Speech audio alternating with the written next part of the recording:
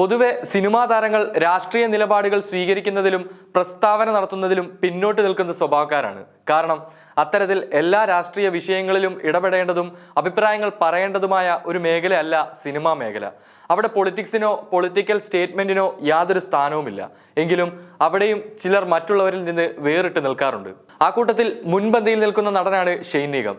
ബാലതാരമായി അഭിനയിക്കുന്ന കാലം തൊട്ട് തന്നെ മലയാളി പ്രേക്ഷകർ ഇഷ്ടപ്പെട്ടു തുടങ്ങിയ നടനാണ് ഷെയ്ൻ.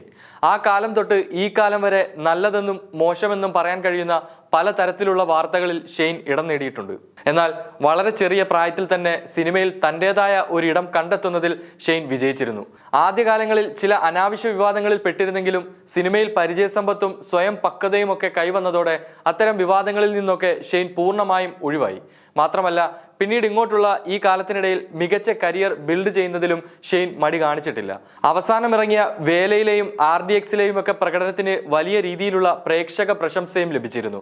എന്നാൽ ഇപ്പോൾ കഴിഞ്ഞ കുറച്ച് ദിവസങ്ങളായി ഷെയ്ൻ വാർത്തകളിൽ നിറയുകയാണ്. കൃത്യമായി പറഞ്ഞാൽ വരാനിരിക്കുന്ന ലിറ്റിൽ ഹാർട്ട്സ് എന്ന സിനിമയുമായി ബന്ധപ്പെട്ടിട്ടുള്ള പ്രമോഷന്റെ ഭാഗമായി നടന്ന ഇന്റർവ്യൂ മുതൽ അഭിമുഖത്തിനിടയിൽ നടൻ ഉണ്ണി മുകുന്ദനെതിരെയും ഉണ്ണി മുകുന്ദന്റെ പ്രൊഡക്ഷൻ കമ്പനിയായ ഉണ്ണി മുകുന്ദൻ ഫിലിംസിനെതിരെയും മോശമായ രീതിയിൽ പരിഹാസ ചുവയിൽ സംസാരിച്ചു എന്നതാണ് ഷെയ്ൻ നിഗത്തിനെതിരെ സൈബർ ആക്രമണം ആരംഭിക്കാൻ കാരണമായ സംഭവം. പ്രധാനമായും സംഘപരിവാർ അക്കൗണ്ടുകളിൽ നിന്നുമാണ് ഷെയ്നെതിരെ വലിയ രീതിയിലുള്ള വിദ്വേഷ കമന്റുകളും പോസ്റ്റുകളും കൂടുതലായി ഉയർന്നു വന്നത്. എന്നാൽ രാഷ്ട്രീയ നിലപാടുകളും സ്വന്തം അഭിപ്രായങ്ങളും ഒരിക്കലും തുറന്നു പറയാൻ മടി കാണിക്കാത്ത ഷെയ്ൻ ഈ വിഷയത്തിലും തന്റെ പ്രതികരണം അറിയിച്ചു. ഷെയ്ന്റെ പ്രതികരണം ഇങ്ങനെയായിരുന്നു: കഴിഞ്ഞ ദിവസം നിങ്ങൾ കണ്ട വീഡിയോ ദൃശ്യത്തിലെ മുഴുവൻ ഭാഗവും കാണാതെ അതിനെ തെറ്റായി പലരും വ്യാഖ്യാനിക്കുന്നത് ശ്രദ്ധയിൽപ്പെട്ടത് തികച്ചും ഖേദകരമാണ്. മഹിയും ഉണ്ണിച്ചേട്ടനും എല്ലാവരും സുഹൃത്തുക്കളാണെന്നിരിക്കെ തെറ്റായ ദിശയിലേക്ക് ചിലർ പറഞ്ഞതിനെ കൊണ്ടെത്തിക്കുകയും ചെയ്തു എന്നാണ് ഷെയ്ൻ പോസ്റ്റിന്റെ തുടക്കത്തിൽ പറഞ്ഞത്. അതായത് താൻ പറഞ്ഞതിനെ വളച്ചൊടിച്ചതാണെന്നും അത്തരത്തിൽ അതിനെ വ്യാഖ്യാനിച്ചത് വിഷമമുണ്ടാക്കുന്നതാണെന്നുമുള്ള തരത്തിൽ. എന്നാൽ ഷെയ്ൻ പോസ്റ്റ് അവിടം കൊണ്ടല്ലായിരുന്നു അവസാനിപ്പിച്ചത്. ഒരു ശക്തമായ പൊളിറ്റിക്കൽ സ്റ്റേറ്റ്മെന്റ് കൂടി ഷെയ്ൻ അതിനോടൊപ്പം പങ്കുവച്ചിരുന്നു.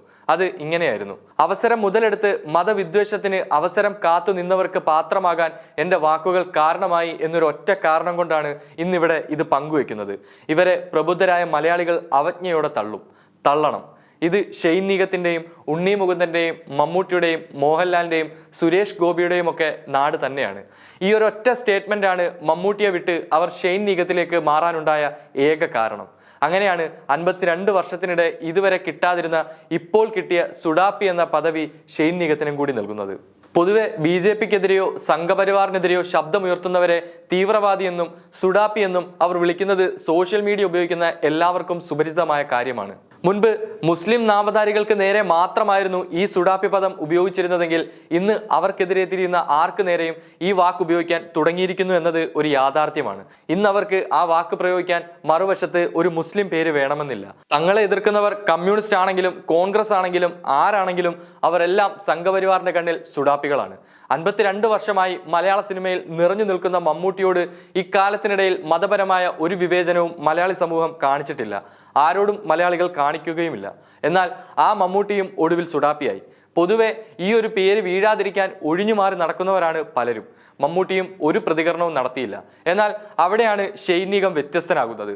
സുഡാപ്പി വിളികളുമായി എത്തിയ സന്ദേശങ്ങൾക്ക് അതെ ഞാൻ സുഡാപ്പിയാണ് എന്ന തരത്തിൽ തന്നെയാണ് ഷെയ്ൻ മറുപടി നൽകിയിരിക്കുന്നത്. സുഡാപ്പി ഫ്രം ഇന്ത്യ എന്ന ക്യാപ്ഷനോടുകൂടി കഫിയ ധരിച്ച ചിത്രം ഇൻസ്റ്റാഗ്രാമിൽ സ്റ്റോറി ഇട്ടുകൊണ്ടായിരുന്നു ഷെയ്ൻ മറുപടി നൽകിയത്. ഈ കാലത്തിനിടയിൽ ഈ സുഡാപ്പി വിളി കേൾക്കേണ്ടി വന്ന ഒരാളും മുന്നോട്ട് വെക്കാത്ത സ്റ്റേറ്റ്മെന്റ് തന്നെയാണ് ഷെയ്ൻ ഈ ചിത്രത്തിലൂടെയും ക്യാപ്ഷനിലൂടെയും മുന്നോട്ട് വെച്ചത്.